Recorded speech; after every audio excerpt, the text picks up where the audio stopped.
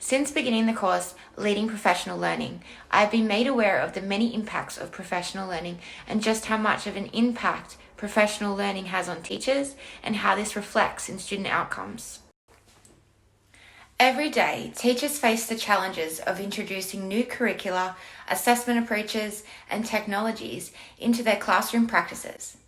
In many situations, they are also faced with changing student populations that do not necessarily respond to instructional practices in familiar ways. Teaching professional learning has become the multi-million-dollar solution. School leaders are faced with how to support teachers to meet these challenges of change and are expected to ensure such opportunities are effective and result in anticipated improvement to teacher practice and student outcomes. The school that I am currently employed at is a co-ed Islamic school based in Western Sydney. The school has around 1,100 students across kindergarten to year 12, with most of them coming from non-English speaking backgrounds. Since the school has been established, there has been considerably low student outcomes in both literacy and numeracy. This is proven by the 2014 to 2019 NAPLAN results. The My Schools website shows that each year the students' results have been well under the All Australian Schools results. SchoolX's student outcomes are also lower than its competitive schools, with students that also come from non-English speaking backgrounds. In saying this, there is a clear cry for help, and something must change in order for SchoolX to see the student outcomes become higher and for the students to become more successful in their learning. The school has been under the same leadership since it has opened in 2014. Looking at the evidence provided from the NAPLAN results, it is clear that the school is in need of a huge turnover, and it is going to take positive leadership skills and meaningful professional learning in order for this to happen. To begin, I would like to first address the types of professional learning that take place in SchoolX. After reviewing what I have seen and been involved in since beginning work at the school 18 months ago, I noticed that there really isn't much professional learning that takes place. The first professional learning practice I am going to address are the professional development days. Every term, SchoolX provides staff with a professional development day. During these days, all the staff take part in literacy and numeracy modules. These modules target specific literacy and numeracy concepts and address how to best explicitly teach them to our students. These modules are an excellent way to learn how to teach tricky concepts to students in multiple ways. Another type of professional learning that takes place in SchoolX is mentoring and peer observation. These observations occur twice every term. One observation for literacy and the other for numeracy.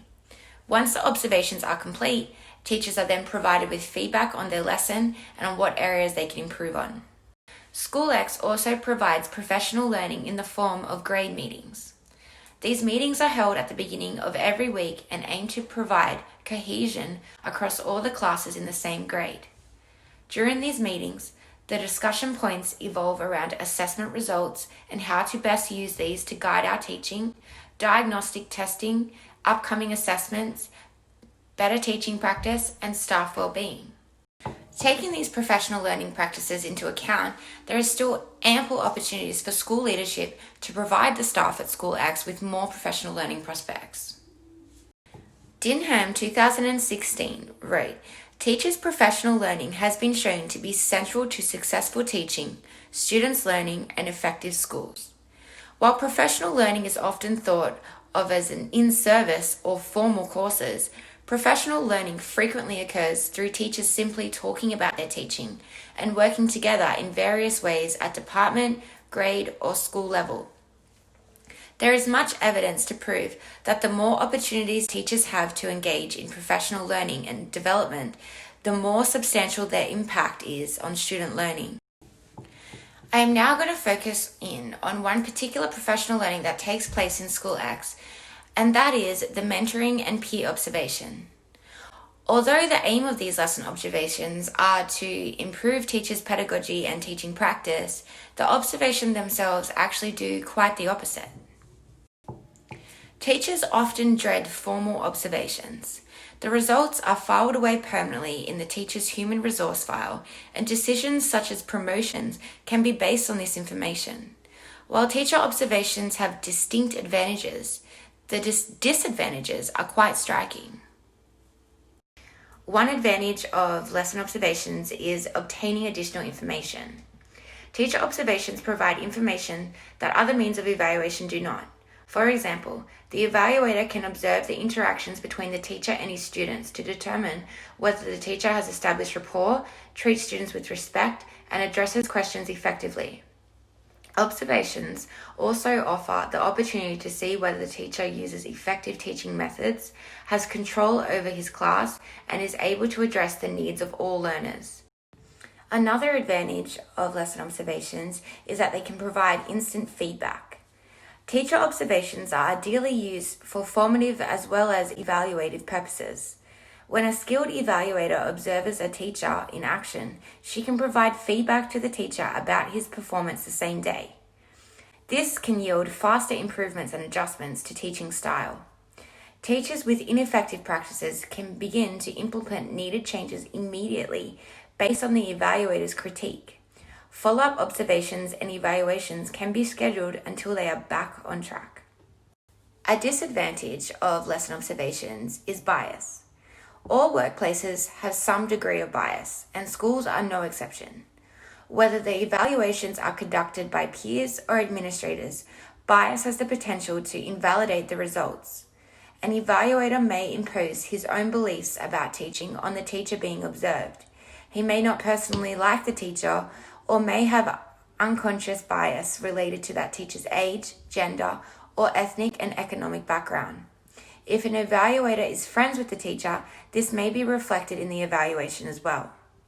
Another disadvantage of lesson observations is that they can be unreliable. A teacher spends approximately 6 hours a day, 180 days a year teaching. The observational method of teacher evaluation makes the assumption that the evaluator will get an accurate picture of the teacher's effectiveness in the classroom by observing the teacher for 1 hour or 2 hours of this time. Many teachers become nervous when being observed, and their performance may suffer. If the evaluator is an administrator, student behavior may also change, as they will not want to suffer the consequences of misbehaving in front of that individual. The result of these observations can often be distorted data. The disadvantages just mentioned are reflected in SchoolX's learning environment.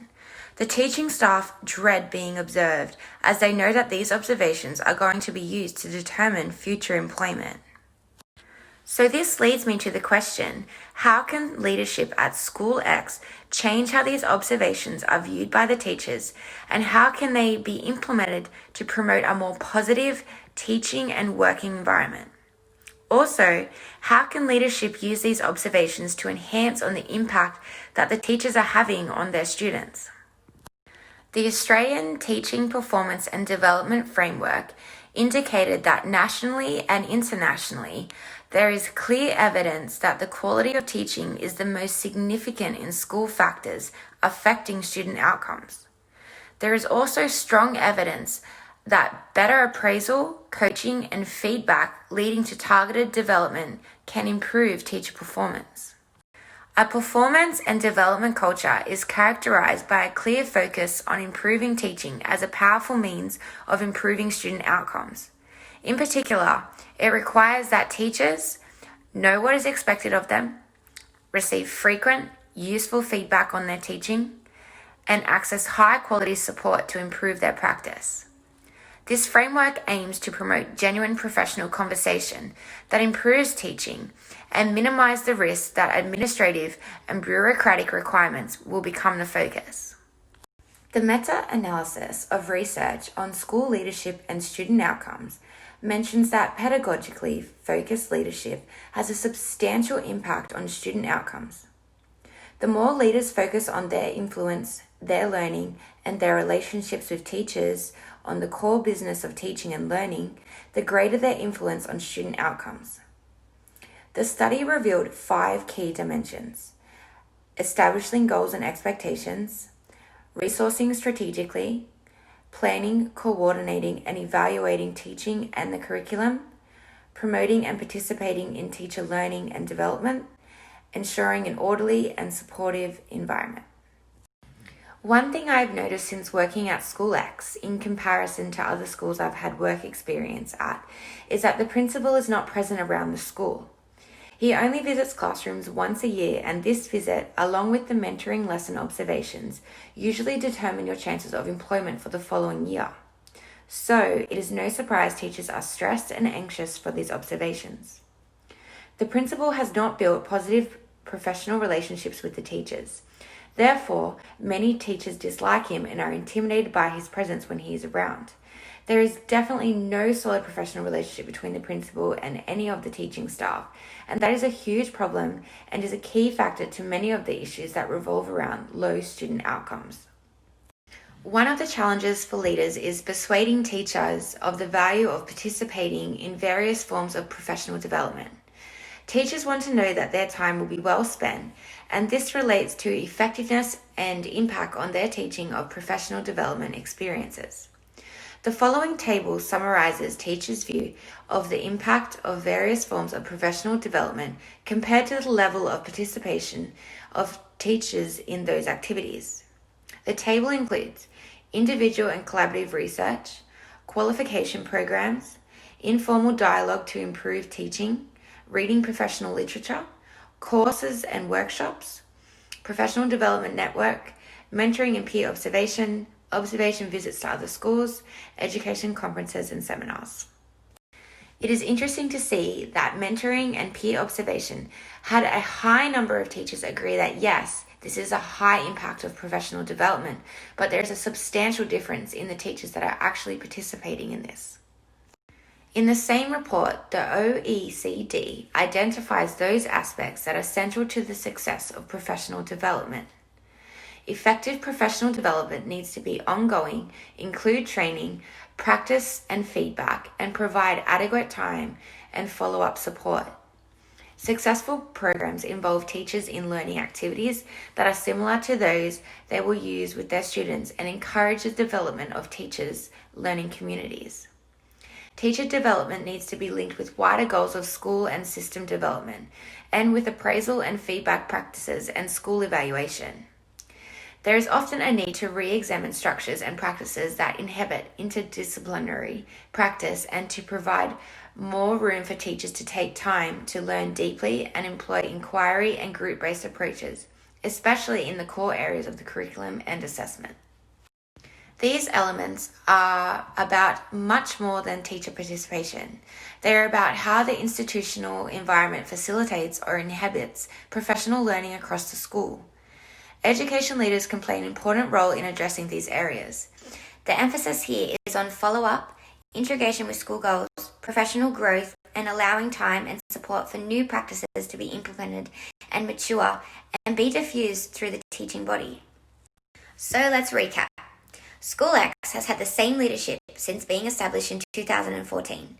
The school's NAPLAN results are alarmingly low and have been consistently low since 2014. There are minimum professional learning opportunities for teachers, and the professional learning that does take place could be considered more of a checklist, and the school is simply ticking boxes and is not providing professional learning that supports lifelong learning and reflective practice. The principal has created poor relationships with the staff, and the staff is under constant pressure to perform for the observations that are conducted twice every term. So, what could be done to create a more positive learning environment that enables more professional learning? As the leader of the school, the principal needs to build positive, professional relationships with all teaching staff. The principal needs to engage the teaching staff in more professional learning opportunities.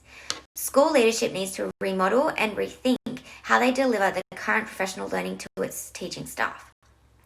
Leadership needs to help teachers understand the value and importance of professional learning and educate the teaching staff how to best apply the professional learning to their teaching practice.